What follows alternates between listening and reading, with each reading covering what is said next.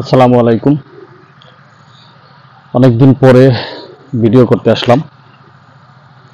সবাইকে শুভেচ্ছা ও অভিনন্দন। আমি এখন আছি ফরিদপুরের সদরপুর উপজেলার হাটকৃষ্ণপুর ইউনিয়নে।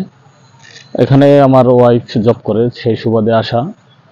তো আমি একা একা বাসায় বসে থাকি। তো বাসায় বসে থাকার কারণে আসলে বোরিং হয়ে গেছি।